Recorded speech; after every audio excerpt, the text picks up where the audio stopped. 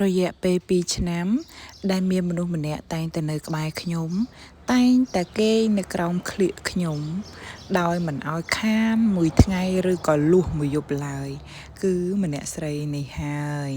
គឺអូនមុនីនេកគឺជាមនុស្សម្នាក់ដែលកើតចេញពីខ្ញុំមើលថែដោយខ្ញុំគឺជាកូនស្រីម្នាក់ដែលកើតចេញពីក្តីស្រឡាញ់មកទល់ឥឡូវអូនអាយុ2ឆ្នាំអូនមានសុខភាពល្អរឹងមាំម៉ាក់សប្បាយចិត្តដោយសារតែគិតថាជោគជ័យមួយដំណាក់កាលហើយដែលចិញ្ចឹមកូនរយៈពេល2ឆ្នាំនេះកូនមានសុខភាពល្អថ្ងៃទី23ខែ4ឆ្នាំ2023គឺជាថ្ងៃដែលម៉ាក់បង្កើតកូនមកគឺជាថ្ងៃដែលម៉ាក់អត់ដែលភ្លេចចងចាំរហូតចងចាំនៅការឈឺចាប់ចងចាំនៅអារម្មណ៍រំភើបជាអារម្មណ៍នឹងការឈឺចាប់មួយដែលម៉ាក់អាចឆ្លងកាត់ពីមុនមកសោះ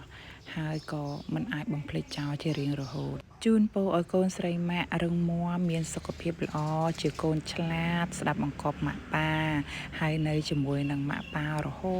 តណាកូនស្រីរីករាយថ្ងៃកំណើតវីរៈមុនិនិច្ច